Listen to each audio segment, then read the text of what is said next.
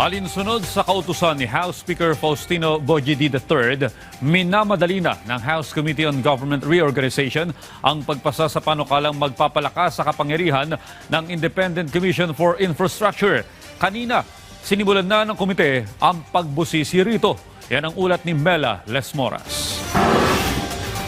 Target ng Kamara na maipasa na sa ikatlo at huling pagbasa ngayong buwan ang panukalang magpapalakas sa kapangyarihan ng Independent Commission for Infrastructure o ICI. Sinimulan na ng House Committee on Government Reorganization ang pagtalakay rito. Dalawang panukalang batas ang nakahain sa Kamara hinggil sa ICI. Yan ang House Bill No. 4453 na tatawagin ding Independent Commission Against Infrastructure Corruption Act of 2025 kapag naisabatas, at House Bill No. 5699 na halos katulad din ng unang panukala pero mas mabusisi ang nilalaman. Pag-iisahin ang dalawang ito kapag naipasa.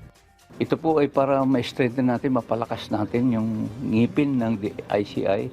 Kung alam naman natin pala, wala silang mga contempt powers, kaya yung subpoena powers, bibigyan din natin sila ng mga karapatan na yung whole departure order, wala.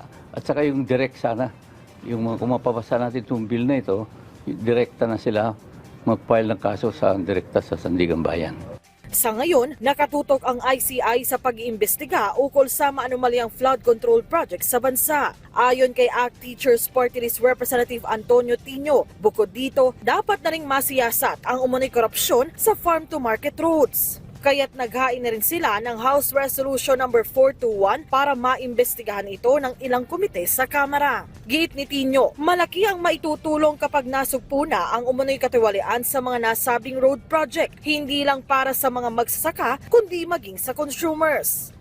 Well, ibig sabihin, bababa ang presyo ng bigas sa consumers, no? Dahil ang isang malaking tinataas ng presyo ay supposedly yung gastos ng pag-transport mula sa bukid tungo sa market, no? So, yun ang halaga ng farm-to-market roads.